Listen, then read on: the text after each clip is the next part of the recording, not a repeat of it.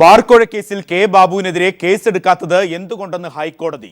അതോടൊപ്പം തന്നെ UDF നേതാക്കളുടെ തലക്കനമാണ് തദ്ദേശ തെരഞ്ഞെടുപ്പിലെ പരാജയത്തിന് കാരണമെന്ന് AK ആന്റണി. ബാർക്കോഴ കേസുമായി ബന്ധപ്പെട്ട് ഹൈക്കോടതിയുടെ രൂക്ഷ വിമർശനം സംസ്ഥാന സർക്കാരിന് നേരെ ഇന്ന് ഉയരുമ്പോൾ ബാബുവിനെതിരെ എന്തുകൊണ്ട് കേസ് എടുത്തില്ല എന്ന് ഹൈക്കോടതി ചോദിച്ചു. ഇതോടൊപ്പം തന്നെ AK ആന്റണിയുടെ പരാമർശവും തദ്ദേശ തെരഞ്ഞെടുപ്പിൽ UDF തകർന്നടിയാൻ കാരണം നേതാക്കളുടെ തലക്കനം എന്ന രീതിയിലാണ് AK ആന്റണിയുടെ പ്രസ്താവന വന്നിട്ടുള്ളത്. ഇതോടൊപ്പം തന്നെ അധികാരികൾക്ക് അധികാരത്തിൽ തുടരാൻ മാത്രമാണ് അവകാശമെന്ന് ജേക്കബ് തോമസ് പ്രതികരണം നടത്തുമ്പോൾ ഈ വിഷയം സമഗ്രമായി പരിശോധിക്കുമ്പോൾ ആന്റണി രാജു, അതോടൊപ്പം SR Sakthidharan, P Rajan, R Balakrishna Pillai ടെലിഫോണിൽ, ലാലി വിൻസെന്റ് ടെലിഫോണിൽ, മറ്റ് ഘടകകക്ഷികൾ നേതാക്കളെയും ടെലിഫോണിൽ പ്രതീക്ഷിക്കുന്നു.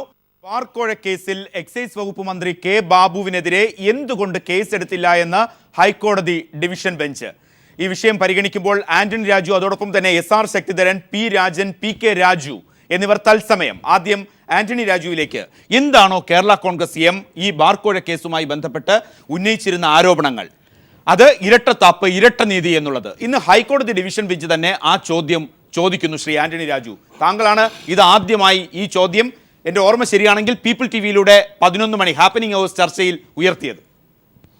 അല്ല, ഇതിപ്പോൾ അതൊരു മാണിസാറുമായി ബന്ധപ്പെട്ട കേസിൻ്റെ ഒരു പരിസമാപ്തി ഏതാണ്ട് കഴിഞ്ഞു. അത് ഇതുമായിട്ട് ഇനിയിപ്പോൾ അത് കൂട്ടിക്കുഴക്കേണ്ട കാര്യമില്ല. പക്ഷേ ഇവിടെ ഇപ്പോൾ ഹൈക്കോടതി വളരെ പ്രസക്തമായൊരു ചോദ്യം ചോദിച്ചിരിക്കുന്നു. ആ ചോദ്യത്തിന് എനിക്ക് തോന്നുന്നത് മറുപടി കൊടുക്കാൻ ബാധ്യതയുണ്ട്. മറുപടി അവർ കൊടുക്കും. കാരണം നേരത്തെ ബാബുവിൻ്റെ കേസിൽ നടത്തിയ അന്വേഷണം തന്നെ ഒരു ക്വിക്ക് വെരിഫിക്കേഷൻ പോലും ഇല്ലായിരുന്നല്ലോ. ക്വിക്ക് മാനുവൽ ഇല്ലാത്ത ഒരു അന്വേഷണമാണ് നടത്തിയത്. ആ അന്വേഷണം നടത്തിയതിന് ശേഷം ക്വിക്ക് വെരിഫിക്കേഷൻ പോലും ഉത്തരവിടാനോ FIR രജിസ്റ്റർ ചെയ്ത് അന്വേഷിക്കാനോ പോലും സാധ്യതയുള്ള യാതൊരു തെളിവും ഇല്ല എന്ന് കണ്ടുകൊണ്ടാണ് അവരന്ന് പ്രൊസീഡ് ചെയ്യാത്തത്. ഇന്ന് ഹൈക്കോടതി ചോദിച്ച ചില ചോദ്യങ്ങളിൽ അല്പം എനിക്ക് തോന്നുന്നു ചെറിയൊരു ആശയക്കുഴപ്പമുണ്ട്. കാരണം എന്തുകൊണ്ട് ഈ റിപ്പോർട്ട് നിങ്ങൾ കോടതിയിൽ കൊടുത്തില്ല? കോടതിയിൽ റിപ്പോർട്ട് കൊടുക്കണമെങ്കിൽ കോടതിയിൽ ഒരു FIR എടുത്തെങ്കിൽ മാത്രമേ കോടതിയിൽ റിപ്പോർട്ട്. ഇപ്പോൾ ഈ കേസ് കോടതിയുടെ മുമ്പിൽ അന്നുണ്ടായിരുന്ന കേസല്ല. എന്നാൽ ഇന്നിപ്പോൾ ഈ കേസ് തൃശ്ശൂർ വിജിലൻസ് കോടതിയുടെ മുമ്പിലുണ്ട്. കോടതിയാണ് ഉത്തരവിട്ടത് മാനുവൽ അനുസരിച്ചുള്ള ക്വിക്ക് വെരിഫിക്കേഷൻ നടത്തുക. 23-ാം തീയതി റിപ്പോർട്ട് കൊടുക്കുക. വളരെ നിർണായകമാണ്. 23-ാം തീയതി എന്ന് പറയുന്നത് ഈ കേസിനെ സംബന്ധിച്ചിടത്തോളം വളരെ നിർണായകമാണ്. കോടതി ഈ കാര്യത്തിൽ അന്വേഷണ ഉദ്യോഗസ്ഥർ എന്തെല്ലാം പറഞ്ഞാലും കോടതി ഫയലുകൾ പരിശോധിച്ചിട്ട് കോടതി എടുക്കുന്ന തീരുമാനമായിരിക്കും ഈ കാര്യത്തിൽ സുപ്രധാനം. അതുപോലെ തന്നെ ഒരാഴ്ചയ്ക്കുള്ളിൽ റിപ്പോർട്ട് കൊടുക്കാൻ പറഞ്ഞിരിക്കുന്നത്. ഇതുവരെ നടത്തിയ അന്വേഷണത്തിൽ ചില ചോദ്യങ്ങൾ ചോദിച്ചു. ഇതൊന്നും ഇന്ന് കോടതി പറഞ്ഞൊന്നും തന്നെ ഉത്തരവല്ല. ഇന്ന് കോടതി ചില സംശയങ്ങൾ ചോദിച്ചു.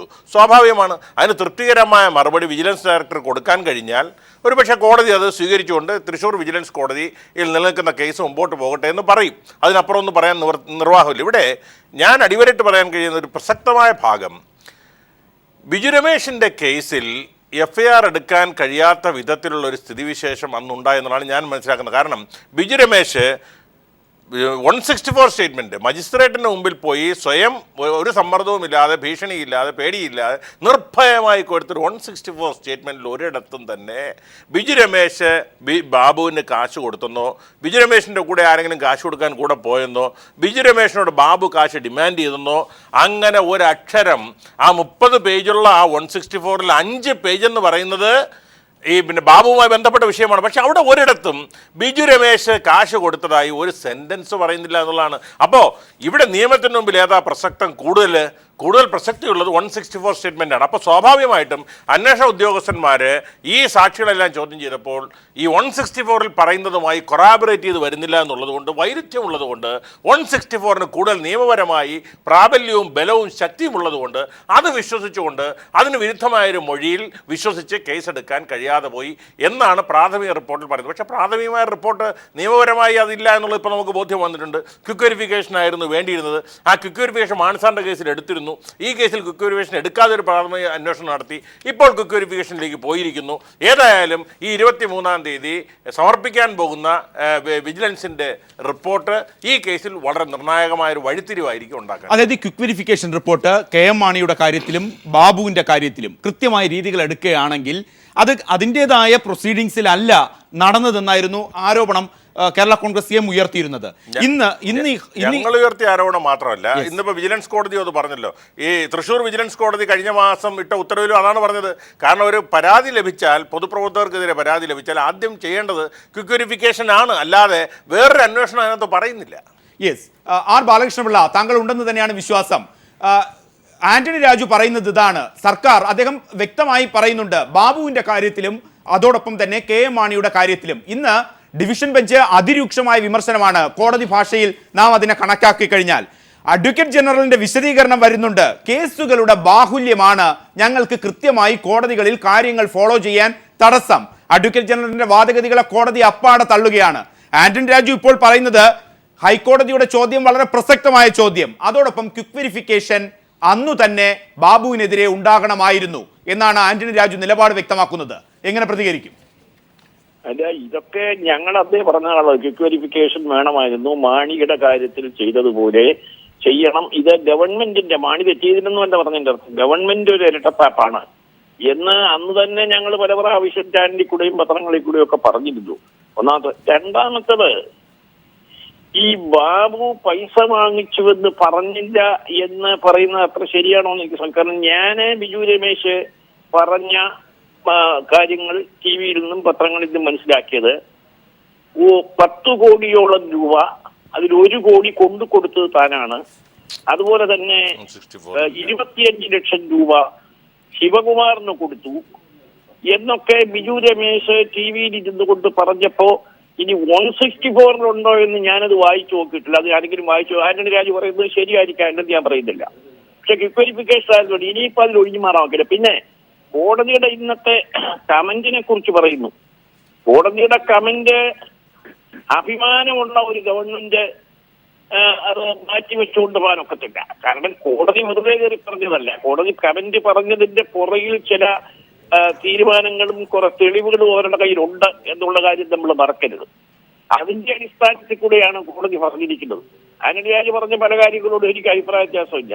പക്ഷേ ഈ മന്ത്രിസഭയിലെ അറിയപ്പെടുന്ന അഴിമതിക്കാരനായ ഒരു മന്ത്രിയുടെ പേരിൽ വിവിധ ഭാഗങ്ങളിൽ നിന്ന് ഈ ആരോപണങ്ങൾ വന്നിട്ട് ആ ആരോപണങ്ങൾ ഒന്നുമില്ല എന്ന് പറഞ്ഞ് ക്വിക്ക് വെരിഫിക്കേഷൻ നടത്താതെ വെറും ഒരു അന്വേഷണം നടത്തി ഡിസ്പോസ് ചെയ്തത് ശരിയാണ് എന്നാരും പറയുമെന്ന് എനിക്ക് തോന്നുന്നില്ല. അതാണ് ഇവിടെ നടന്നിരിക്കുന്നത്. ബാക്കിയുള്ള കാര്യങ്ങൾ കിടക്കട്ടെ. ഇപ്പോ ഇല്ല എന്ന് ബിജു രമേശ് പറയാത്തിടത്തോളം ബിജു രമേശ് രണ്ടാമത് കൊടുത്ത പെറ്റീഷനിലും അന്ന് മാധ്യമങ്ങളോട് പങ്കുവച്ചതിലും വളരെ വ്യക്തമായി ബാബുവിന്റെയും വിജയകുമാറിന്റെയും പേര് ശിവകുമാറിന്റെയും പേര് പറഞ്ഞിരുന്നതായിട്ട് ഞാൻ ഓർക്കുന്നു. അത് 164 സ്റ്റേറ്റ്മെന്റ് ഞാൻ കണ്ടില്ല, കാണാതെ എനിക്ക് പറയാൻ കഴിയില്ല. പക്ഷേ അന്ന് സംസാരിച്ചപ്പോ ബിജു പറഞ്ഞു കേട്ടത്, ഞാൻ ഈ കേസ് അന്ന് മാണിക്കെതിരായിട്ടുള്ള കേസിന്റെ സ്റ്റേറ്റ്മെന്റ് ആണ് കൊടുത്തത്, ഈ ബാബുവിനെതിരായിട്ടുള്ള സ്റ്റേറ്റ്മെന്റ് അല്ല കൊടുത്തത്, അതുകൊണ്ട് അതിനെപ്പറ്റി മാത്രമേ പറഞ്ഞുള്ളൂ എന്ന് ഇത് ബിജു രമേശ് പറഞ്ഞതായിട്ട് ഞാൻ ഓർക്കുന്നു. ആർ ബാലകൃഷ്ണപിള്ള, അത്തരം കാര്യങ്ങളിൽ ഒന്ന് ഇടപെടുകയാണ്. താങ്കൾ ദയവായി ഞങ്ങളോടൊപ്പം തുടരുക. ഇതുമായി ബന്ധപ്പെട്ട് ഏതെങ്കിലും തരത്തിലുള്ള സംശയങ്ങൾ, അത് പി കെ രാജുവിന് കുറച്ചുകൂടെ കാര്യങ്ങൾ വ്യക്തമാക്കാൻ സാധിക്കും. താങ്കൾ അടക്കം ഉന്നയിക്കുന്ന ഈ സംശയങ്ങൾക്ക് പി കെ രാജു ഈ തരത്തിൽ പറയുന്ന രീതിയിലാണോ? ഒരു കാര്യവുമില്ലാത്ത ചില ആരോപണങ്ങൾ മാത്രമായി ഇത് ചുരുങ്ങുമോ? ബഹുമാനപ്പെട്ട മജിസ്ട്രേറ്റ് കോടതിയിൽ 164 കേസ് പരിഗണിക്കുമ്പോൾ വളരെ വ്യക്തമായി 10 കോടി രൂപ ശ്രീ കെ ബാബു ആവശ്യപ്പെട്ടുവെന്ന് വളരെ വ്യക്തമായി ഡോക്ടർ ബിജു രമേശ് പറഞ്ഞിട്ടുണ്ട്. 164 പറഞ്ഞിട്ടുണ്ട്. 50 ലക്ഷം രൂപ അദ്ദേഹത്തിൻ്റെ ഓഫീസിൽ വെച്ച് നൽകിയെന്നും പറഞ്ഞിട്ടുണ്ട്. അതായത് ബാബുവിനെതിരെ മൊഴിയില്ല എന്ന് പറയുന്നത് തെറ്റാ. 50 ലക്ഷം രൂപ ബാബുവിന് നൽകിയെന്ന് പോർഷൻ ഒന്ന് വായിച്ചാൽ ഈ 164 10 കോടി രൂപ ആവശ്യപ്പെട്ടതും 50 ലക്ഷം രൂപ നൽകിയെന്നും അദ്ദേഹത്തിന്റെ ഓഫീസിലെ സ്റ്റാഫുകളെ പുറത്തു പോകാൻ പറഞ്ഞതിന് ശേഷം വൈകുന്നേരം പറഞ്ഞത് വളരെ വ്യക്തമായി. ഇതെല്ലാം വായിക്കാക്കൂലല്ലോ. മെൻഷൻഡ് ആണ്. അത് ഇദ്ദേഹം വായിച്ചു നോക്കണം. ഇദ്ദേഹം വായിച്ചാൽ മതിയല്ലോ. എന്നെ ഇരിക്കുന്നത് 164 ആണല്ലോ. ക്ലിയർ ആണോ കാര്യം? ഒന്ന് SRSന് കൊടുക്കും. 50 ലക്ഷം രൂപ ഞാൻ ബിജു രമേശ് കൊണ്ട് കൊടുത്തതായിട്ട് ഒന്ന് വായിച്ചാൽ മൊഴിയിൽ അദ്ദേഹം പറഞ്ഞിട്ടുണ്ട്. ഒന്ന് വായിക്കാം സെന്റൻസ്. ഈ കാര്യങ്ങൾ ഏത് തരത്തിലാണ് കാണേണ്ടത്? അല്ല, ഇപ്പോൾ ഇല്ലാത്ത നമ്മൾ പറഞ്ഞിട്ട് എന്തെങ്കിലും ഉണ്ട് സാധനം. മറ്റേ ഇവിടെ എന്ത് പറഞ്ഞാലും ശരിയാണ്. അന്നത്തെ കാലത്ത് വളരെ വ്യക്തമായിരുന്നു, പത്രങ്ങളിലും അതുപോലെ തന്നെ ടി വികളിലും ഒക്കെ ഈ കാര്യം ചർച്ച ചെയ്തതാണ്. ഇതൊന്നും കോടതിക്കോ മറ്റോ 164-ൽ ബിജു രമേശ് പറഞ്ഞോ ഇല്ലേ എന്നുള്ളത് ഞാൻ ആ 164 നോക്കിയിട്ടില്ല. പക്ഷേ 164-ൽ ഉള്ളതായിട്ടാണ് കേസ് കൊടുത്തിട്ടുള്ള രാജു പറയുന്നത്. അല്ല, അത് അദ്ദേഹം വായിക്കട്ടെ. ഞാൻ പക്ഷേ ഒരു കാര്യം വളരെ വ്യക്തമായിരുന്നു. ബാബു വളരെ വ്യക്തമായി തന്നെ പറഞ്ഞ് 50 ലക്ഷം രൂപ അദ്ദേഹത്തിൻ്റെ ഓഫീസിൽ കൊണ്ടേ കൊടുത്തു. അതിനുശേഷം ബാക്കിയുള്ള പൈസയുടെ കാര്യത്തെ സംബന്ധിച്ചിടത്തോളം 10 കോടി വേണമെന്ന് ആവശ്യപ്പെടുകയുണ്ടായി.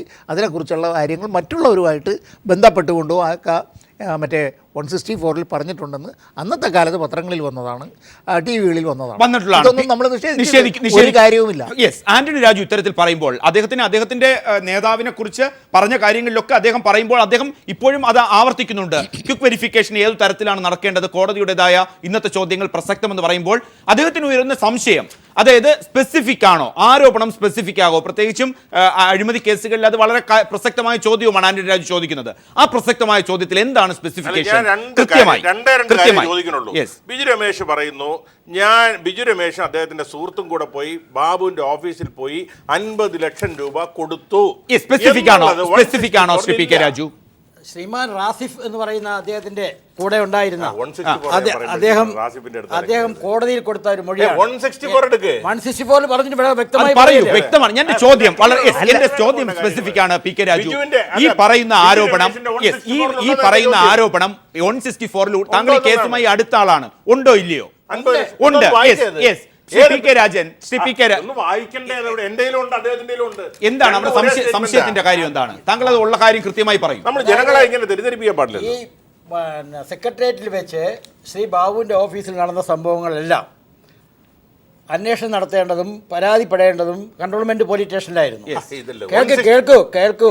ഇത് എറണാകുളത്തെ ബാബുവിന്റെ വീടിന്റെ സമീപത്തുള്ള വിജിലൻസ് ഡെപ്യൂട്ടി കമ്മീഷണറുടെ ശ്രീമാൻ രമേശന്റെ മുമ്പിൽ വെച്ചാണ് ഈ മൊഴി വിജിലൻസ് എടുത്തിരിക്കുന്നത്. അത് തന്നെ അതിൽ തന്നെ ആന്റണി രാജു ഉയർത്തുന്ന ആരോപണത്തിന്റെ വളരെ വ്യക്തമായി ബിജു രമേശ് വളരെ വ്യക്തമായി 164-ലും പറഞ്ഞിട്ടുണ്ട്. ഇദ്ദേഹത്തിന് തന്നെ ഇദ്ദേഹം തന്നെ വായിച്ചോളാം.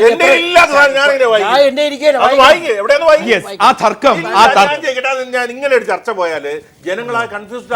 അദ്ദേഹം പറയുന്നു 50 ലക്ഷം രൂപ ബാബുവിന്റെ ഓഫീസിൽ കൊണ്ടുപോയി ബിജു രമേശും ബാബുവിന് രൂപ കൊടുത്തതായി അടിസ്ഥാനപ്പെടുത്തുന്ന മൊഴി അതിലുണ്ടോ? ഇതിനകത്ത് 10 കോടി രൂപ ശ്രീമാൻ ബാബു ആവശ്യപ്പെട്ടു. 50 ലക്ഷം രൂപ കേൾക്കൂ, ഞാൻ പറയുന്നത് 50 ലക്ഷം രൂപ ആവശ്യപ്പെട്ടിട്ടുണ്ട് എന്ന് 164-ൽ കൊടുത്തിട്ടുണ്ട്. അത് ഞാനിപ്പോ ഞാൻ അങ്ങനെ ഒരു ചോദ്യം ഉണ്ടെങ്കിൽ ഞാൻ കണ്ടുപിടിച്ചത് ഇതിനകത്ത് വളരെ വ്യക്തമായി പറഞ്ഞിട്ടുണ്ട്. അതായത് ഒരു കേസിനെ സംബന്ധിച്ച് ശ്രീ പി കെ രാജു എന്റെ ചോദ്യം, ഒരു കേസിനെ സംബന്ധിച്ച് അതിൽ സാഹചര്യ തെളിവുകൾ അടക്കം വലിയ പ്രസക്തമുണ്ട്. ഈ കിട്ടുന്ന മൊഴി അനുസരിച്ച് സാഹചര്യം അനുസരിച്ച് ബാബു കോഴ വാങ്ങി എന്നുള്ളത് തെളിയിക്കുന്നുണ്ടോ? അതിൽ മൊഴി പറയുന്നുണ്ടോ? ആ തെളിവിന്റെ അടിസ്ഥാനത്തിലാണ് ബഹുമാനപ്പെട്ട ഹൈക്കോടതി ഇന്ന് ആ ചോദ്യം ചോദിക്കുന്നത്. ആന്റണി രാജു, അത്തരത്തിലേക്ക് വരാം. ആ തർക്കം നമുക്ക് നിൽക്കുമ്പോൾ തന്നെ നിർത്തിക്കൊണ്ട് ഇല്ല ഒരു ക്ലാരിറ്റി വരുന്നില്ല. 50 ലക്ഷം രൂപ ബിജു രമേശ് കൊണ്ടുപോയി ബാബുവിന്റെ കൊടുത്തു എന്ന് 164 ഉണ്ടെങ്കിൽ അദ്ദേഹത്തിന്റെ 160 അല്ലല്ല, ഞാൻ പറഞ്ഞിട്ട് അങ്ങനെ സഹായിക്കണ്ട. അദ്ദേഹത്തിന്റെ 164 ഉണ്ടെങ്കിൽ ഏത് പേജിൽ ഏത് വരിയെന്ന് പറഞ്ഞു കഴിഞ്ഞാൽ അദ്ദേഹത്തിന്റെ എന്റെ കയ്യിലുള്ള ഒരു സാധനം. അതോടൊപ്പം തന്നെ ഇന്ന് ഹൈക്കോടതി പറയാൻ കാരണം ഹൈക്കോടതിയിൽ ഇന്ന് ഇവരുടെ ഭാഗം ഈ വി കെ രാജുവിന്റെയും സുനിൽകുമാറിന്റെയും അഭിഭാഷകർ ഉയർത്തിയ ഈ വാദം കേട്ടുകൊണ്ട് കോടതി ചോദിച്ചു, അതിനുള്ള ക്ലാരിഫിക്കേഷൻ ചോദിച്ചിരിക്കുകയാണ്. അതിനുള്ള മറുപടി ഒരാഴ്ചക്കകം ഡയറക്ടർ കൊടുക്കുമ്പോൾ വ്യക്തമാണ്. പക്ഷെ അങ്ങനെയല്ല ചോദിക്കുന്നത്. കൃത്യമായ ബാബുവിനെതിരെ കൃത്യമായ തെളിവുകൾ കോടതിക്ക് മുന്നിൽ എത്തിയിട്ടുണ്ട്. ഞാൻ പറയട്ടെ, കോടതിക്ക് മുന്നിൽ എത്തിയിട്ടുണ്ട്. കോടതിക്ക് നിരവധി കത്തുകൾ ഈ തെളിവ് ശേഖരണവുമായി ബന്ധപ്പെട്ട് കോടതിക്ക് തെളിവുകൾ നേരിട്ട് ലഭിക്കുന്നുണ്ട്. പക്ഷേ എന്തുകൊണ്ട് അന്വേഷണ സംഘത്തിന് ഈ തെളിവുകൾ കൈകാര്യം ചെയ്യാൻ സാധിക്കുന്നില്ല? എന്തുകൊണ്ട് അങ്ങനെ ഒരു റിപ്പോർട്ട് കോടതിയിൽ കൊണ്ടുവരാൻ സാധിക്കുന്നില്ല? അതിൽ അഡ്വക്കേറ്റ് ജനറൽ പറഞ്ഞ മറുപടിയാണ്. അതെന്താണ്? കേസുകളുടെ ബാഹല്യം കാരണമാണ് റിപ്പോർട്ട് കോടതിയിൽ ഹാജരാക്കാത്ത ഒരു അഡ്വക്കേറ്റ് ജനറൽ, സംസ്ഥാനത്തിന്റെ അഡ്വക്കേറ്റ് ജനറൽ പറയുകയാണ്. ഇതൊക്കെ ഏതു തരത്തിൽ ന്യായീകരിക്കാൻ പറയും? അതുണ്ടോ ഇല്ലയോ എന്നുള്ള തർക്കം ഞാൻ അംഗീകരിക്കുകയാണ്, നിലനിർത്തിക്കൊണ്ട് തന്നെ. വിട്ടില്ല. അതിലേക്ക് ഒരു സംശയം. ബഹുമാനപ്പെട്ട ഹൈക്കോടതിയിൽ ഞാനും ബഹുമാനപ്പെട്ട VS കുമാർ MLA-യും നൽകിയ നവംബർ മാസം 16-ാം തീയതി സ്വകാര്യ ചാനലുകളിൽ വന്ന CD തയ്യാറാക്കി കൊടുത്തിട്ടുണ്ട്. അതെ, അത്തരം അത് കാര്യങ്ങൾ വളരെ താങ്കൾ വ്യക്തമായി. കൊടുത്ത കാര്യങ്ങൾ അപ്പൊ 164 പോയി, ഇപ്പൊ CD ആയി. അത്തരം തർക്കങ്ങൾ 164 പറഞ്ഞിട്ടുണ്ട്. നിലനിൽക്കുമ്പോൾ തന്നെ ഇപ്പൊ ആന്റണി രാജു അടക്കമുള്ളവർ നമ്മുടെ പീപ്പിൾ ടിവിയിലും മറ്റ് ചാനലുകളിലും ഇത് കെ എം മാണിയെ യഥാർത്ഥത്തിൽ ഭയങ്കരമായി ദോഷമാക്കിയിരുന്നു എന്ന് പറഞ്ഞൊരു ഘട്ടത്തിൽ നിന്നാണ് ഹൈക്കോടതി. പക്ഷേ അപ്പോഴും എനിക്കൊരു ചോദ്യം ഉള്ളത്, ഈ ഫാക്സിൽ നിന്ന് ഒരു വെരിഫിക്കേഷൻ. എന്റെ ചോദ്യം, ഈ ബാക്കി കാര്യങ്ങൾ പി കെ രാജു പറയുന്നത് അനുസരിച്ചുള്ള തർക്കങ്ങൾ നമുക്ക് അവിടെ നിലനിർത്താം. എന്റെ ചോദ്യം, ഇത്രയും കാര്യങ്ങൾ വരുമ്പോൾ ഒരു ക്വിക്ക് വെരിഫിക്കേഷൻ എന്തുകൊണ്ട് ബാബുവിനെതിരെ ആദ്യഘട്ടത്തിൽ ആരോപണം സമാനമായാണ് ഉയരുന്നത്, കെ എം മാണിക്കുണ്ടായ അതേ രീതിയിലുള്ള പ്രൊസീഡിങ്സ് ഉണ്ടാകാത്തതിൽ ഒരു അമർഷം രേഖപ്പെടുത്തണ്ടേ? അല്ല, ഞങ്ങൾ അന്ന് തന്നെ പറഞ്ഞല്ലോ ഈ കാര്യത്തിൽ ഞങ്ങളുടെ സുവ്യക്തമായ അഭിപ്രായം ഞങ്ങളാണല്ലോ ആദ്യം പറഞ്ഞത്. അതെ, നിങ്ങളൊക്കെ വളരെ വൈകിയ പറഞ്ഞത്. ആന്റണി രാജുവിന്റെ ആ നിലപാട്, വളരെ സുശക്തമായ നിലപാട് അക്കാര്യത്തിൽ അന്ന് പറയുമ്പോൾ ഇന്നും ആന്റണി രാജു അതിൽ ഉറച്ചു നിൽക്കുന്നു. ശ്രീ പി രാജൻ, ഒരു കേസിൽ കൃത്യമായി അതിന്റെ ഫിഗേഴ്സ് ബൈ നമ്പേഴ്സ് മെൻഷൻ ചെയ്യേണ്ട കാര്യമുണ്ടോ? അതോടൊപ്പം തെളിവുകൾ അതിന്റെ അതേപടി നേരിട്ട് കൊണ്ടുവരേണ്ട കാര്യമുണ്ടോ? എവിഡൻസ് ആക്ടിൽ സർക്കംസ്റ്റാൻസസ് എവിഡൻസ് എന്നുള്ളതിന് പ്രസക്തി ഉണ്ട് എങ്കിൽ പി കെ രാജു ആ കേസ് നൽകിയ ആൾ തന്നെ ഇവിടെ ഇരിക്കുമ്പോൾ കൊറോബറേഷൻസ് എത്രമാത്രം സാങ്കത്യമുണ്ട് ഈ കേസിൽ? ബാബുവിനെതിരെ പ്രത്യേകിച്ച് ഡിവിഷൻ ബെഞ്ച് വളരെ രൂക്ഷമായി കൃത്യമായ തെളിവുകൾക്ക് സാഹചര്യമുണ്ട് എന്ന് ഡിവിഷൻ ബെഞ്ച് ചൂണ്ടിക്കാണിക്കുമ്പോൾ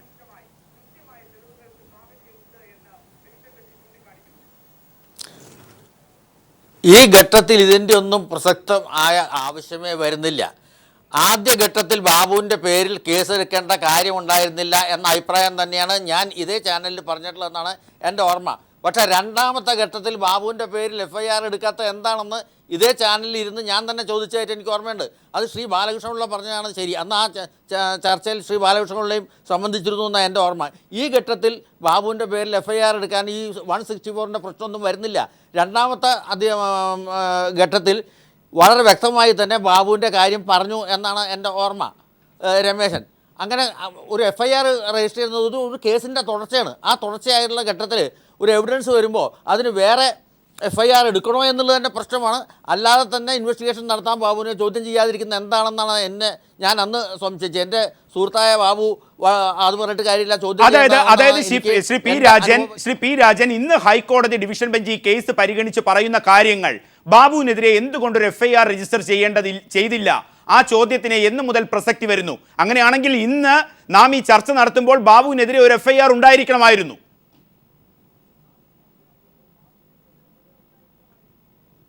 രണ്ടാം ഘട്ടം മുതൽ വരുന്നുണ്ട്. രണ്ടാം ഘട്ടം മുതൽ ബാബു രമേശ് രണ്ടാം ഘട്ടം പറഞ്ഞ ഇത് തൊട്ട് FIR എടുക്കേണ്ടതും കേസ് അന്വേഷണം നടത്തേണ്ടതും തന്നെയായിരുന്നു. ബാബുവിനെ ബന്ധപ്പെടുത്തിക്കൊണ്ടാണ് രണ്ടാമത് രമേശൻ സ്റ്റേറ്റ്മെന്റ് ഇറക്കിയെന്നാണ് എൻ്റെ ഓർമ്മ.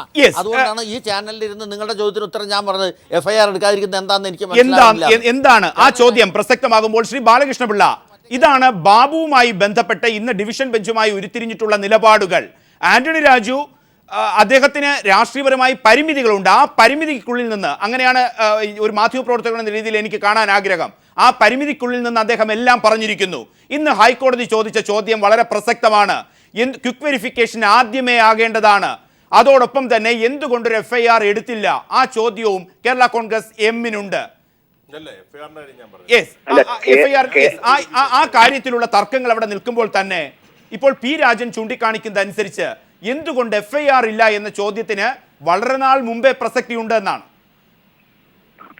രാജൻ വളരെ പ്രസക്തമായ ഒരു കാര്യം പറഞ്ഞു. ഞങ്ങൾ രണ്ടുപേരും നിങ്ങളുടെ ഈ ചാനലിൽ തന്നെ നടത്തിയ ഒരു ചർച്ചയിൽ ഒരേ അഭിപ്രായം പറഞ്ഞതാണ് ഈ കാര്യം. അന്ന് തന്നെ ക്വിക്ക് വെരിഫിക്കേഷൻ ഉത്തരവിടേണ്ടതാണ്. കാരണം സുപ്രീം കോടതി ലളിതകുമാരി കേസിന്റെ അടിസ്ഥാനത്തിൽ സുപ്രീം കോടതി പറഞ്ഞതനുസരിച്ച് ഒരു അലിഗേഷൻ വന്നു കഴിഞ്ഞാൽ FIR ഇടുന്നതിന് മുമ്പ് തന്നെ ആകാം. പക്ഷെ FIR ഇടുന്നത് കോടതി പറഞ്ഞതിന് ശേഷമാകാം. അത് നിയമപരമായി ആന്റണി രാജു പറഞ്ഞത് ശരിയാണ്, അതിലേക്ക് ഞാൻ കിടക്കുന്നില്ല. പക്ഷെ ക്വിക്ക് വെരിഫിക്കേഷൻ FIR വേണമെന്നില്ല. FIR ഇല്ലാതെയാണ് മാണിയുടെ ക്വിക്ക് വെരിഫിക്കേഷൻ നടത്തിയത്. അതുപോലെ ന്യായത്തിന്റെ പേരിലും നിയമത്തിന്റെ പേരിലും ക്വിക്ക് വെരിഫിക്കേഷൻ നടത്തേണ്ടതായിരുന്നു. പിന്നെ ഈ 164 എനിക്ക് ഓർമ്മയില്ല, പക്ഷെ ഈ പറയുന്ന വസ്തുതകൾ നമ്മുടെ എയറിൽ അന്ന് ധാരാളം വന്നിരുന്നതാണ്, പത്രങ്ങളിലും വന്നിരുന്നതാണ്.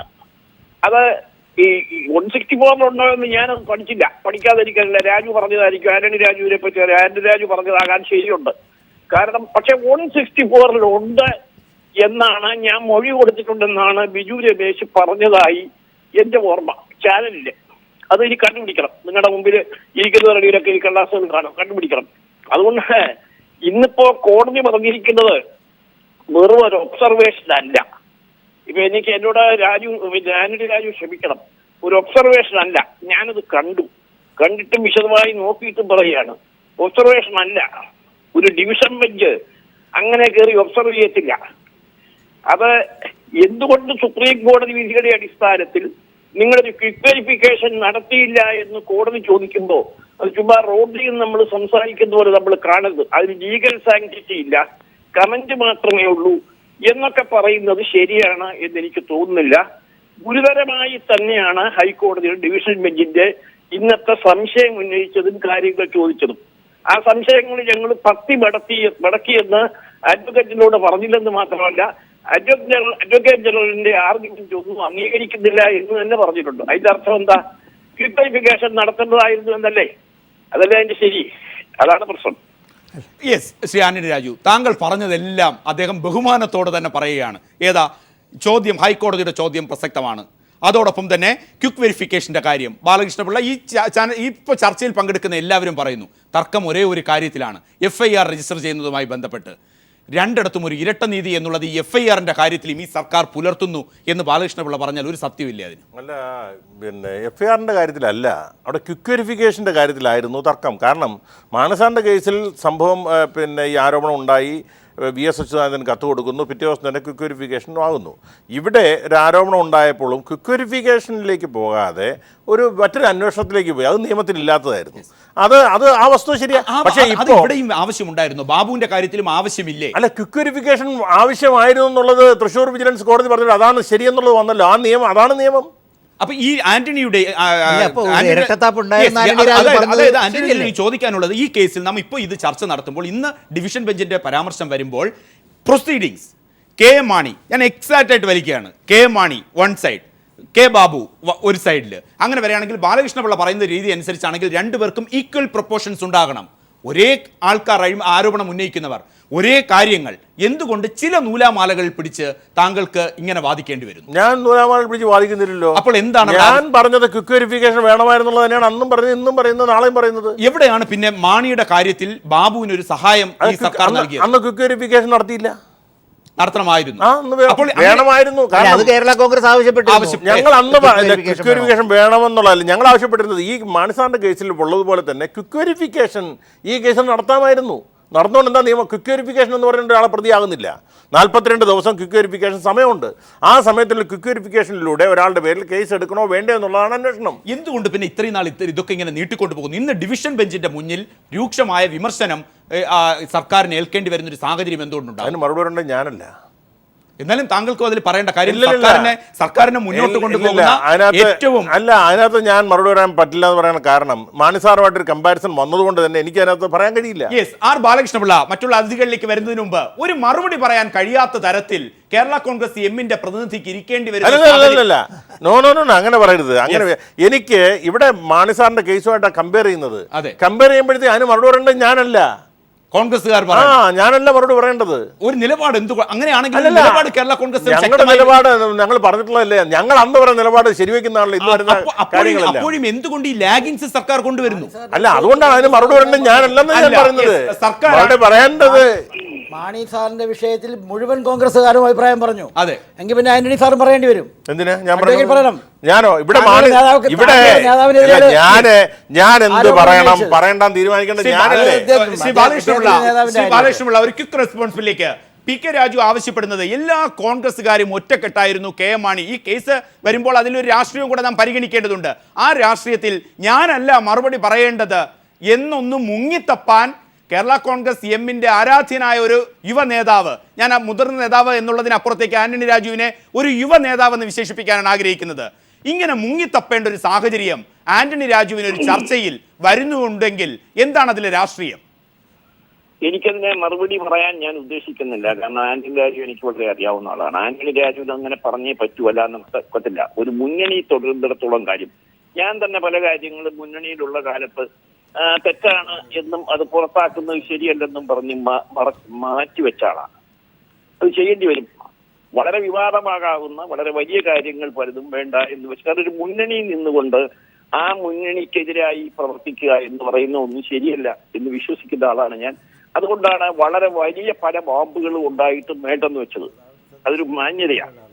അതുപോലെ ആന്റണി രാജു ഇപ്പൊ സ്വീകരിച്ചിരിക്കുന്ന നിലപാടില് തെറ്റൊന്നുമില്ല. മുന്നണി നിൽക്കുമ്പോ അത്രയൊക്കെ പറയാനൊക്കെ. പക്ഷെ ഒരു കാര്യം ഞാൻ പറയാം, ഞങ്ങളൊക്കെ ആദ്യം പോലെ ഇപ്പൊ രാജനോടുണ്ട്, ഞങ്ങളൊക്കെ ആദ്യം മുതൽ എടുത്ത നിലപാട് മാണി ഞങ്ങളുടെ അനുകൂലിയൊന്നുമല്ല. അതിപ്പോ നിങ്ങൾക്കൊക്കെ അറിയാം, എന്റെ അനുകൂലിയല്ല.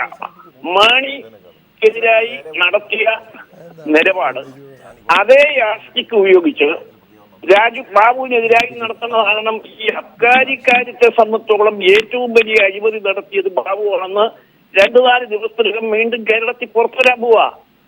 അബ്കാരികളുടെ കേസ് സുപ്രീം കോടതി തള്ളുകയും ഗവൺമെന്റിന്റെ നിലപാട് അംഗീകരിക്കുകയും ചെയ്തതോടുകൂടി വട്ടിലാകാൻ പോകുന്നത് ബാബു മുഖ്യമന്ത്രിയുമാണ്. അവർ വിടത്തില്ല, അവർ റിവ്യൂവിനൊന്നും പോകുന്നില്ല. അവര് യോഗം കൂടി തീരുമാനമെടുത്തു. അവർക്ക് ഇനി ഒന്നും നോക്കാനില്ല. മേലോട്ട് നോക്കിയ ആകാശം, താഴോട്ട് നോക്കിയ ഭൂമി എന്നുള്ള നിലയ്ക്കാണ് ബാറുകാർ നിൽക്കുന്നത്. അപ്പൊ അവർ നടന്ന കാര്യങ്ങൾ വിളിച്ചു പറയും വലിയ താമസമില്ലാതെ. ഈ ബാബുവിന്റെ കേസിൽ തന്നെ ക്വിക്ക് വെരിഫിക്കേഷനിൽ അവരെ വിളിക്കുകയാണെങ്കിൽ അവിടെ അവരാരംഭിക്കും. നിശാന്തിനി വിളിച്ചാൽ അവിടെ ആരംഭിക്കും. അപ്പൊ ഒരുപാട് കാര്യങ്ങൾ പുറത്തു വരും. വരുന്നതിൽ അക്കാര്യയെ സംബന്ധിച്ചുള്ള ഏറ്റവും കൂടുതൽ കാര്യങ്ങൾ പുറത്തു വരാൻ പോകുന്നത് ബാബുവിനെതിരായിട്ടാണ്. അപ്പൊ അതുകൊണ്ട് ഇത് തീർന്നെന്ന് കരുതണ്ട, ഇത് തുടങ്ങിയിട്ടേ ഉള്ളൂ. ബാബുവിനെതിരായിട്ട് മാണിയുടെ കഴിഞ്ഞു. മാണിയുടെ ഇപ്പൊ അവർ പറയാനുള്ളതെല്ലാം പറഞ്ഞു കഴിഞ്ഞു. അതിന്റെ അന്വേഷണവും FIR ഒക്കെ ആയി.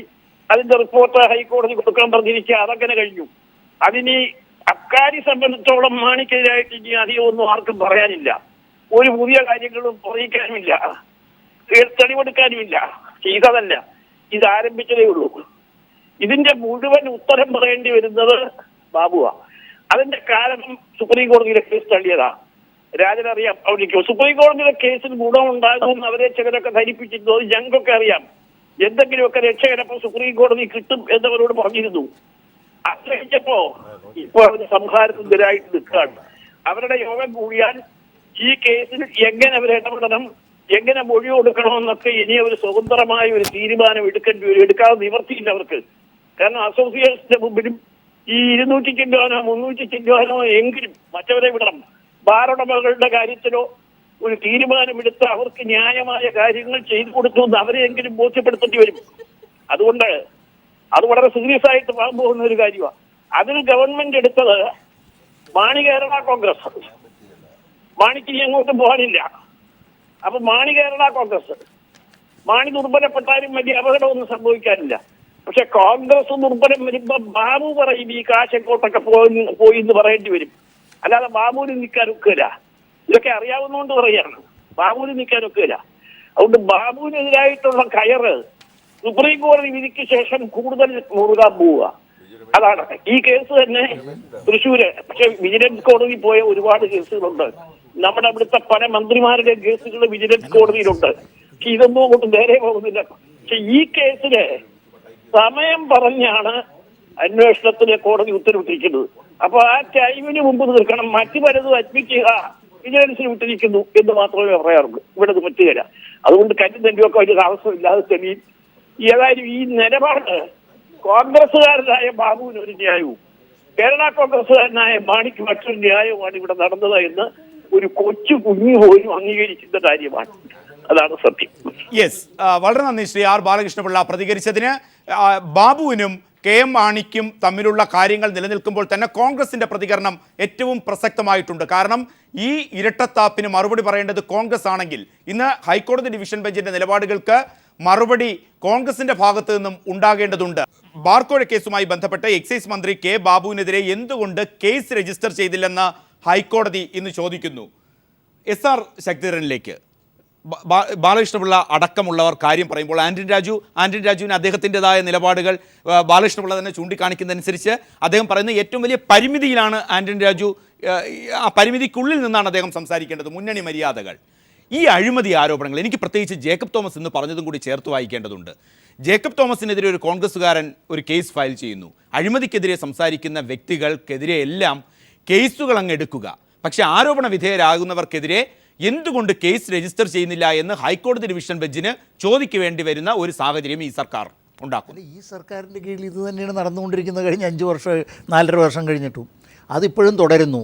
ഇതെല്ലാവർക്കും അറിയാവുന്ന ഒരു കാര്യമായിരുന്നു. കെ ബാബുവിനെ സംബന്ധിച്ച് ബാറുകാർ കൊണ്ടുവന്ന ആക്ഷേപം, പ്രത്യേകിച്ച് ബിജു രമേശ് കൊണ്ടുവന്ന ആക്ഷേപം ഈ രാജ്യത്ത് മിക്കവാറും ആളുകൾ അംഗീകരിക്കുന്ന ഒരു ആക്ഷേപമായിരുന്നു. അതിനിപ്പോൾ സാങ്കേതികമായി ബിജു രമേശൻ കൊടുത്ത മറ്റേ 164-നകത്ത് അത് പറഞ്ഞിട്ടില്ല എന്നൊക്കെയുള്ള സാങ്കേതികത്വം പറയാമെങ്കിലും വളരെ വ്യക്തമായിട്ട് തന്നെ ബിജു രമേശ് ഈ ടി വികളിൽ വന്നിരുന്ന ഈ മറ്റേ നിങ്ങളുടെ ചാനലിൽ തന്നെ എത്രയോ പ്രാവശ്യം ചർച്ചകളിൽ പങ്കെടുത്തുകൊണ്ട് പറയുന്നത് ഈ രാജ്യത്തെ ആളുകൾ മുഴുവൻ കേട്ടിട്ടുള്ളതാണ്. അപ്പോൾ അതൊന്നും ഒരു നിഷേധാത്മകമായിട്ടൊന്നും നമ്മളിപ്പോൾ നോക്കേണ്ട കാര്യമില്ല. പക്ഷേ ഹൈക്കോടതി ഇന്ന് വളരെ ക്ലിയറായിട്ട് പറഞ്ഞിട്ടുണ്ട്. അതിനെതിരെ എന്തെങ്കിലും തരത്തിലുള്ള ഒരു പ്രതികരണം കോൺഗ്രസ്സുകാരുടെ ഭാഗത്തു നിന്ന് ഉണ്ടാകുന്നില്ല.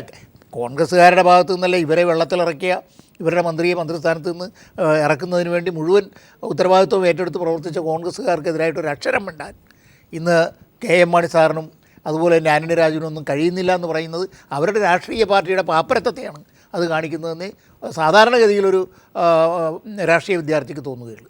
അതാണിന്നിപ്പോൾ സംഭവിച്ചുകൊണ്ടിരിക്കുന്നത്. അല്ലെങ്കിൽ ഒരു മറുപടി പറയണ്ടേ? ഇവർക്കെതിരായിട്ട് എന്തെല്ലാം കാര്യങ്ങളാണെന്ന് കോൺഗ്രസ്സുകാർ പറഞ്ഞത്. VD സതീശൻ, അതുപോലെ തന്നെ TN പ്രതാപൻ, അവരുടെ മുഴുവൻ നേതാക്കന്മാരും എന്തെല്ലാം പറഞ്ഞു. യൂത്ത് കോൺഗ്രസിൻ്റെ ഡീൻ കുര്യാക്കോസ്, ഇവരൊക്കെ വളരെ പരസ്യമായിട്ട് മാണി സാറിനെതിരായിട്ട് പറയുകയായിരുന്നില്ലേ? എന്നിട്ട് ഇപ്പോൾ ഇവരാരും എന്താ ഒന്നും മിണ്ടാത്തേ? അപ്പോൾ അവർക്ക് എങ്ങനെയെങ്കിലും ഒരു ഭരണ തുടർച്ച വേണം. അതിന് വേണ്ടിയിട്ട് അവർ ഇതെല്ലാം പൊത്തി കൊണ്ടുപോവുകയാണ്. പക്ഷേ ഇതെല്ലാം കേരളത്തിലെ ജനങ്ങൾക്ക് മനസ്സിലാകുമെന്നുള്ള കാര്യം ഇവർ മനസ്സിലാക്കിയിരിക്കുന്ന അവർക്ക് നല്ലതാണ്. ശ്രീ ആന്റണി രാജു, ഇങ്ങനെ ചോദിക്കുന്നു, മുതിർന്നൊരു മാധ്യമപ്രവർത്തകൻ അടക്കം ചോദിക്കുന്നു, ബാലകൃഷ്ണപിള്ള പറയുന്നു രാഷ്ട്രീയപരമായ പരിമിതിയൊക്കെ, ഈ പരിമിതിയിലൊക്കെ അങ്ങ് പെട്ടുപോയി ഇനി ഉണ്ടാകും. ഈ കേരള പറഞ്ഞതുപോലെ മാണി സാറാണ് പറഞ്ഞത്, പിളരും തോറും വളരുമെന്ന്. ഇനി വളരാത്തൊരവസ്ഥയിലേക്ക്, ഒരു അടിമത്വ മനോഭാവത്തിലേക്ക് പോകുന്നുണ്ടോ ഈ പാർട്ടി? ഞങ്ങൾക്ക് ഒരു പരിമിതിയുമില്ലല്ലോ ഈ വിഷയത്തിൽ. ഈ ബാബുവുമായി ബന്ധപ്പെട്ട കേസ് ഉയർന്നു വന്നപ്പോൾ ഈ മാർക്സിസ്റ്റ് പാർട്ടിക്കാരൊന്നും പറയാത്ത രീതിയിൽ അതിൻ്റെ വസ്തുതകൾ പരസ്യമായി പറഞ്ഞത് ഞങ്ങൾ മാത്രമാണ്. പിന്നെ എന്നും പറഞ്ഞില്ല, എന്നും പറഞ്ഞില്ല എന്താ എന്തെങ്കിലും പറഞ്ഞു കഴിഞ്ഞാൽ ഞങ്ങൾ ഇന്നിപ്പോൾ it's a comment by a judicial. ഞാൻ പറയാം ഇന്ന് പറഞ്ഞിരിക്കുന്നത് ജുഡീഷ്യറിയുടെ ഒരു ചോദ്യമാണ്, അതൊരു ഉത്തരവല്ല. ഇപ്പോഴും ഞാൻ പറഞ്ഞ ഉത്തരവല്ല, അതൊരു ഒബ്സർവേഷൻ എന്ന് പറയാൻ കഴിയില്ല. കാരണം ഇന്ന് ചോദിച്ചിരിക്കുന്നത് ഡയറക്ടർ ജനറൽ ഓഫ് വിജിലൻസ് ഒരാഴ്ചയ്ക്കുള്ളിൽ ഈ കാര്യങ്ങൾക്ക് എന്താണ് ഇങ്ങനെയൊക്കെ നടന്നത്, അതിന് മറുപടി എഴുതി കൊടുക്കണമെന്ന് പറയുമ്പോൾ അതൊരു വിധി പുറപ്പെടുപ്പിച്ച പോലെ നമ്മൾ ആഘോഷിക്കാൻ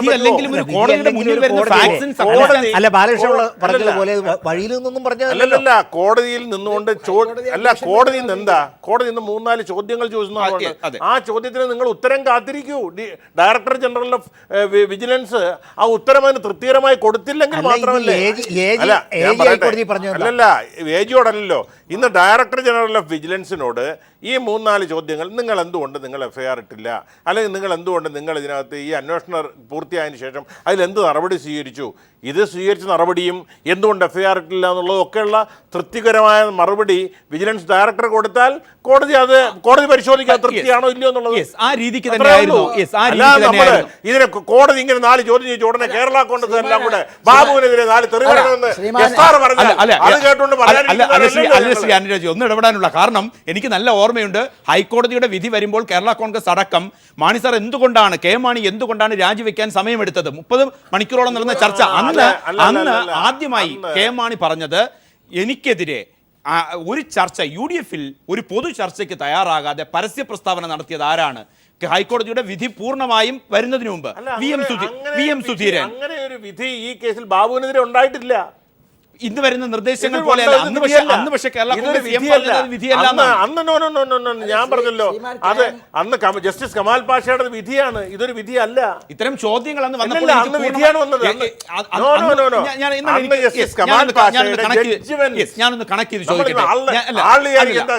ഞാനൊന്ന് കണക്ട് ചെയ്ത് ചോദിക്കട്ടെ.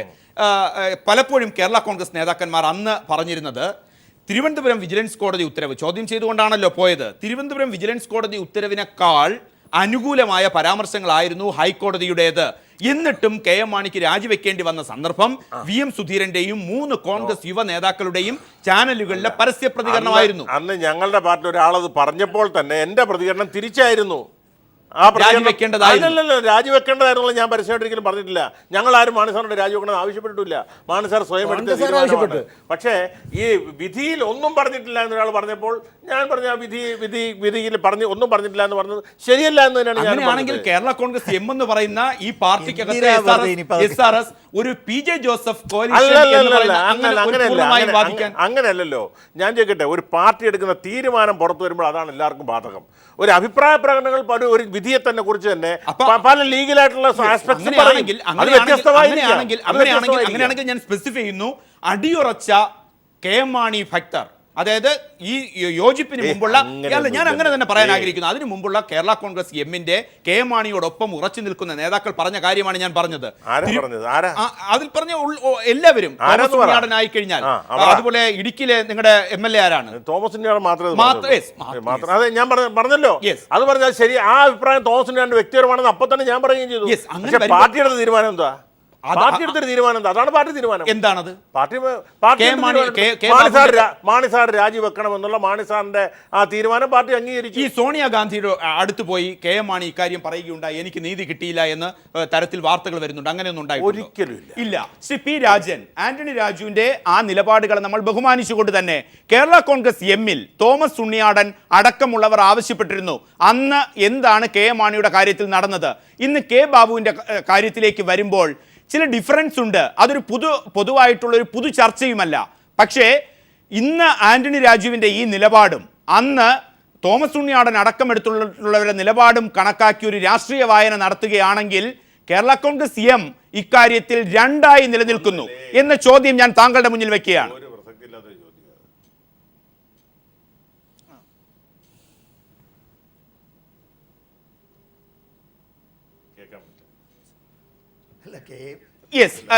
അദ്ദേഹത്തിലേക്ക് വരാം. കേരള കോൺഗ്രസിന്റെ അഭിപ്രായത്തെ സംബന്ധിച്ച്, അവരുടെ നിലപാടിനെ സംബന്ധിച്ചൊക്കെ വളരെ നല്ല പോലെ അറിയാവുന്ന ഒരു മാധ്യമ പ്രവർത്തകനാണ്.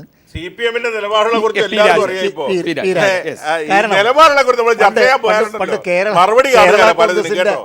കേരള കോൺഗ്രസിന്റെ നേതാവ് രാത്രി പത്രസമ്മേളനം നടത്തി, ഞങ്ങൾ പാറ പോലെ ഉറച്ചു നിൽക്കുകയാണെന്ന്. നേരം വെളുത്തപ്പോൾ പഴം പോലെ ഉതിർന്നു KM ജോർജ് എന്ത് പറഞ്ഞു? എന്ത് പറഞ്ഞതാ? രാജനോട് ചോദിച്ചു നോക്ക്, രാജൻ പറഞ്ഞു തരും.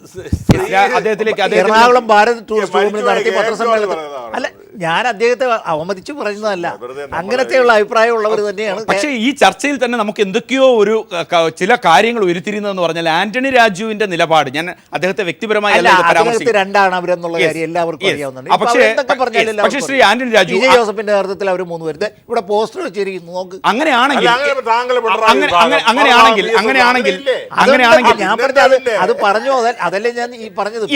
P. രാജനിലേക്ക്. Shri P. Rajan, SRS ചൂണ്ടിക്കാണിക്കുന്നു, ഇന്ന് ഒരുപക്ഷെ KM മാണിക്കെതിരെ അന്ന് ഹൈക്കോടതി വിധി വന്നപ്പോൾ KM മാണിയോട് അടുത്ത് നിൽക്കുന്ന ആൾക്കാർ, അത് തോമസ് ഉണ്ണിയാടൻ അടക്കം ഒരാളല്ല നിരവധി പേർ ആവർത്തിച്ചു പറഞ്ഞു, തിരുവനന്തപുരം വിജിലൻസ് കോടതിയുടെ ഉത്തരവിനേക്കാൾ മാണിക്ക് അനുകൂലമായ വിധിയാണ് ഹൈക്കോടതിയുടേത്.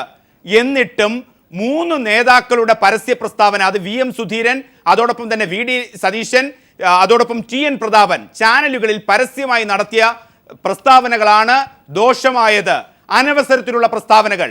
ഇന്ന് K. ബാബുവിലേക്ക് വരുമ്പോൾ ആന്റണി രാജുവിന് 100% ആത്മാർത്ഥമായി KM മാണിക്ക് വേണ്ടി വാദിക്കാൻ പറ്റുന്നില്ല.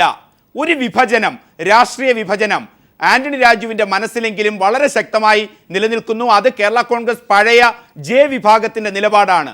തെരഞ്ഞെടുപ്പ് അടുത്ത് വരുമ്പോൾ ഇതിലൊരു രാഷ്ട്രീയ മാനങ്ങൾ കാണേണ്ടതുണ്ടോ ഇന്ന് ആന്റണി രാജുവിന്റെ നിലപാടിൽ?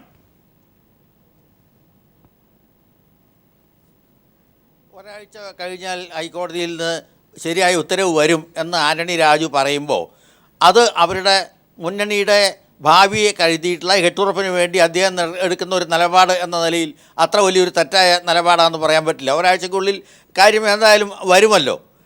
നേരത്തെ ഇപ്പോൾ പറഞ്ഞതിനെ പറ്റി എനിക്ക് ആവർത്തിച്ച് പറയാനുള്ളത്, 2ാം ഘട്ടത്തിൽ രമേശൻ പറഞ്ഞതിന് ശേഷം ബാബുവിൻ്റെ പേരിൽ കേസെടുക്കാതിരിക്കാൻ ഒരു ന്യായവും കണ്ടുന്നില്ല. അത് തന്നെയായിരിക്കണം ഹൈക്കോടതി ചോദിച്ചത്. വ്യക്തമായ രേഖകൾ ഹൈക്കോടതിയുടെ മുമ്പിലുള്ളതുകൊണ്ടായിരിക്കാം ചോദിച്ചത്. ഇപ്പോൾ ഒരാഴ്ച വെയിറ്റ് ചെയ്യണം എന്ന് ശ്രീ രാജു പറഞ്ഞതിൽ വലിയ ഒരു തെറ്റ് മുന്നണി സംവിധാനത്തിൽ ഞാൻ കാണുന്നില്ല. മുന്നണി സംവിധാനത്തിന് അപ്പുറത്തേക്ക് അത് അദ്ദേഹത്തിന് കാര്യങ്ങളുണ്ട്. ആന്റണി രാജു പറഞ്ഞതിൻ്റെ അനുസരിച്ച് കെ എം മാണിക്കും ഒരാഴ്ച കാത്തിരിക്കുക. ഹൈക്കോടതിയുടെ ഇന്നത്തെ ചോദ്യം, ഈ ഒരാഴ്ച കൊണ്ട് എല്ലാം അവസാനിച്ച് വളരെ സുതാര്യമായൊരു നടപടിക്രമങ്ങൾ ഹൈക്കോടതിയുടെ മുന്നിൽ ഈ സർക്കാരിന് ബാർ കേസുമായി ബന്ധപ്പെട്ട് കെ ബാബുവുമായി ബന്ധപ്പെട്ട് നൽകാൻ കഴിയുമോ ശ്രീ പി രാജൻ? കഴിയുമെന്ന് എനിക്ക് തോന്നുന്നില്ല. ഇതുവരെ വന്ന അടിസ്ഥാനത്തിൽ കഴിയുമെന്ന് എനിക്ക് തോന്നുന്നില്ല. അവിടെ ഇരട്ടത്താപ്പ് ഇല്ലാത്തൊരു നയം സ്വീകരിക്കുകയാണെങ്കിൽ തീർച്ചയായിട്ടും അവർക്ക് ശ്രീ ബാബുവിന് അനുകൂലമായൊരു നിലപാടെടുക്കാൻ ബുദ്ധിമുട്ടുണ്ടാവും. അങ്ങനെയാണെങ്കിൽ ഇതുവരെ വരുന്ന രീതി അനുസരിച്ച്, നേരത്തെ ബാലകൃഷ്ണപിള്ള പറഞ്ഞതനുസരിച്ച് ഇന്ന് ആന്റണി രാജു പറയുന്ന കാര്യമടക്കം നേരത്തെ ക്വിക്ക് വെരിഫിക്കേഷൻ വേണ്ടതായിരുന്നു. FIRന്റെ കാര്യത്തിൽ അദ്ദേഹം മറ്റൊരർത്ഥം പറയുകയാണെങ്കിൽ ഇതുമായി ചേർത്ത് വായിച്ച് ജേക്കബ് തോമസിന്റെ ഇന്നത്തെ നിലപാട് കൂടി ഞാൻ താങ്കളുടെ ശ്രദ്ധയിൽപ്പെടുത്തുകയാണ്. ഒന്നും നടത്താൻ കഴിയാത്ത, അഴിമതിക്കെതിരെ സംസാരിക്കുന്നവരെ വാമൂടിക്കെട്ടി ഇരുത്തി, പക്ഷേ ഇത്തരം കാര്യങ്ങൾ വരുമ്പോൾ ഒരു അഡ്വക്കേറ്റ് ജനറൽ കോടതിയിൽ പറയുന്നു കേസുകളുടെ ബാഹുല്യം അതാണ് ഞങ്ങളെ വേണ്ടും വിധത്തിൽ വേണ്ട രീതിയിൽ കാര്യങ്ങൾ മുന്നോട്ടാക്കാൻ സാധിക്കാത്ത ഒരു സമ്മർദ്ദത്തിലേക്ക് കൊണ്ടുപോകുന്നു. ഇതാണോ റിയൽ ഫാക്ട്സ്?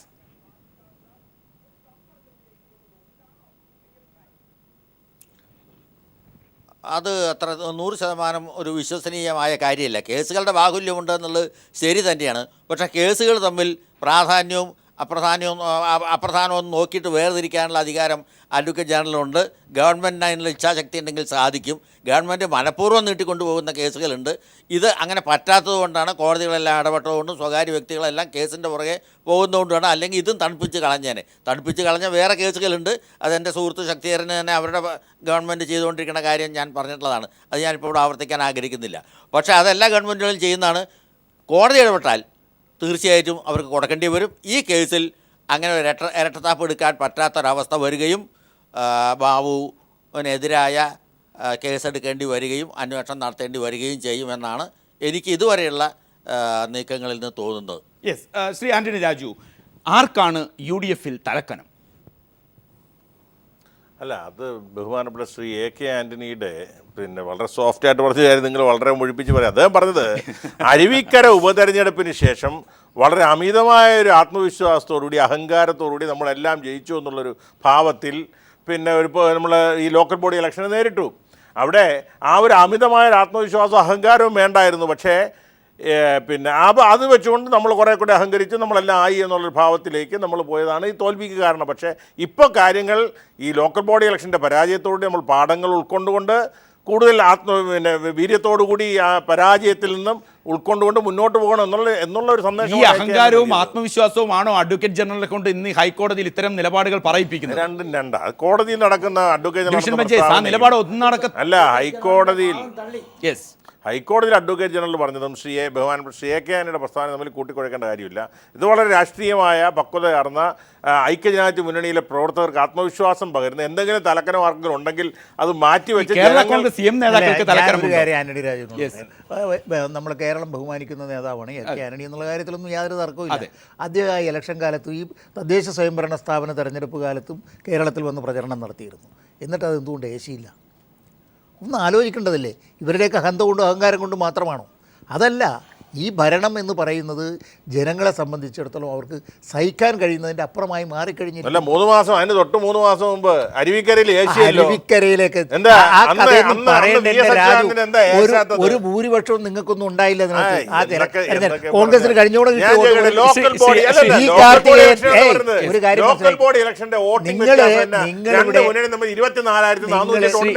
അതൊക്കെ സംബന്ധിച്ചു നിങ്ങളിവിടെ BJPയെ വളർത്തി ഇവിടുത്തെ ഇടതുപക്ഷ പ്രസ്ഥാനത്തെ എങ്ങനെ തകർക്കാൻ കഴിയുമെന്നുള്ള കാര്യം ആലോചിക്കുകയാണ്. ഇത്രയും തകരുതെന്ന് ആഗ്രഹിക്കുന്നവരാ ഞങ്ങൾ. അതൊക്കെ നിങ്ങൾ പറയുമെങ്കിൽ അതൊക്കെ നിങ്ങൾ വെറുതെ പുറത്തേക്ക് പറയും. സമയം വരുമ്പോൾ നിങ്ങളെല്ലാവരും ഇപ്പോൾ അഹന്തയോ അഹങ്കാരമോ ഒക്കെ മൂലമാണിത് നഷ്ടപ്പെട്ടു പോയതെന്ന് പറയുന്ന ബഹുമാന്യനായ നമ്മുടെ AK ആന്റണി വരെ അതിൻ്റെ കാര്യത്തിലൊന്നും മാറാനൊന്നും പോകുന്നില്ല. ആ കോൺഗ്രസിന്റെ മൃദുലമായ ഹിന്ദുത്വ നയം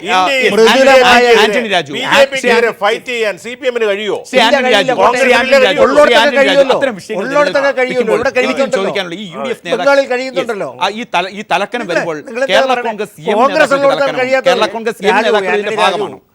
ആന്റണി രാജു ഇത് ഞങ്ങൾക്കും ചോദിക്കാമല്ലോ, നിങ്ങൾക്ക് പറ്റില്ലല്ലോ. അങ്ങനെയൊന്നും അല്ല ചോദിക്കേണ്ടത്. കോൺഗ്രസിന് ഭൂരിപക്ഷവും കോൺഗ്രസിന് സ്വാധീനമുള്ള സ്ഥലങ്ങളിലാണ് ഹിന്ദു വർഗീയത്വം വളർന്നിരിക്കുന്നത്. അവിടെ എന്തുകൊണ്ട് ചെറുക്കാൻ ഇന്ന് നമ്മൾ പ്രതീക്ഷയോടെ നോക്കിക്കാണുന്നത് കോൺഗ്രസിന് മാത്രമാണ്. എല്ലാവരും ആരാ കോൺഗ്രസിന് അത് സാധിക്കില്ല. ബംഗാളിൽ കോൺഗ്രസുമായി സഖ്യം ഉണ്ടാക്കുന്ന അഭിപ്രായം യെച്ചൂരിക്ക് പോലും പറയേണ്ടി അല്ല വേണ്ടല്ലോ. ആന്റണി ഇവിടെ കോൺഗ്രസ്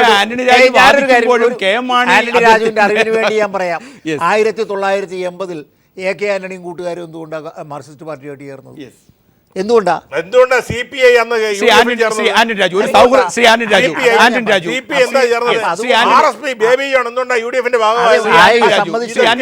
സൗഹൃദത്തോടെ ചോദ്യം. ആന്റണി ഇത് തലക്കനം എന്ന് പറയുമ്പോൾ ഈ തലക്കനമില്ലാത്ത ഒരു വിഭാഗമായി ഞാൻ PJ ജോസഫ് വിഭാഗം വരാൻ ഉദ്ദേശിക്കുന്നുണ്ടോ, മാറി നിൽക്കാൻ ഉദ്ദേശിക്കുന്നുണ്ടോ? ഏതെങ്കിലും ഒരാളെയോ ഏതെങ്കിലും ഒരു പാർട്ടിയോ നോക്കിയല്ലോ. ഐക്യജനാധിപത്യ മുന്നണിയിലെ വിവിധ പ്രദേശങ്ങളിലെ വിവിധ നേതാക്കന്മാർ ചിലപ്പോൾ എല്ലാ പാർട്ടിയിലും ഉണ്ടാകും. ശക്തമായി പിന്തുണ നൽകി മുന്നോട്ട് പോകും. ഇന്നത്തെ ഈ രീതിയിലുള്ള ഒരു ഭരണമാണോ കേരളത്തിന് ഭാവി വേണ്ടത് എന്നുള്ളതിനെ സംബന്ധിച്ചിടത്തോളം വ്യക്തമായ ഒരു ഉപദേശം അല്ലെങ്കിൽ ഒരു നിർദ്ദേശം അല്ലെങ്കിൽ ഒരു ആഹ്വാനം ശ്രീ AK ആന്റണിക്ക് നടത്താൻ കഴിയുമോ? പറഞ്ഞല്ലോ, അരുവിക്കരയുടെ റിസൾട്ടിലേക്ക് കേരളം നീങ്ങുകയാണ്. ഇവിടെ അഴിമതിയാണെന്ന് പറഞ്ഞത് AK ആന്റണി തന്നെയാണ്. AK ആന്റണിയെ പോലുള്ള ഒരു നേതാവ് പറയുന്നു UDF നേതാക്കളുടെ തലക്കനവും അതോടൊപ്പം തന്നെ അമിതമായ ചില പ്രതീക്ഷകളും അല്ലെങ്കിൽ ആത്മവിശ്വാസം, യാഥാർത്ഥ്യമല്ലാത്ത ആത്മവിശ്വാസം UDFനെ തകർത്തടിക്കും എന്ന് പറയുമ്പോൾ ഇതേ കാര്യം തന്നെ പ്രാഥമിക അന്വേഷണ റിപ്പോർട്ട് സമർപ്പിക്കാത്തത് കേസുകളുടെ ബാഹുല്യം എന്ന് ഡിവിഷൻ ബെഞ്ചിന് മുൻപിൽ അഡ്വക്കേറ്റ് ജനറൽ നിലപാടെടുക്കുന്നു. ഹൈക്കോടതി ഡിവിഷൻ ബെഞ്ചിൽ അഡ്വക്കേറ്റ് ജനറലിന്റെ വാദഗതികൾ മുഴുവൻ തള്ളിക്കൊണ്ട് കൃത്യമായ നിലപാടുമായി കോടതിയിലെത്താൻ ബാർക്കോഴ കേസിൽ ഹൈക്കോടതി പറയുമ്പോൾ രാഷ്ട്രീയ കേരളം അത് വരും ദിവസങ്ങളിൽ അബ്കാരി നയവുമായി ബന്ധപ്പെട്ടും ബാർക്കോഴ നയവുമായി ബന്ധപ്പെട്ടും എന്തൊക്കെ പൊട്ടിത്തെറികൾക്ക് കാരണമാകും ഹൈക്കോടതിയിൽ നിന്ന് തന്നെയാണോ? വളരെ നന്ദി പങ്കെടുത്തവർക്കും പ്രതികരിച്ചവർക്കും.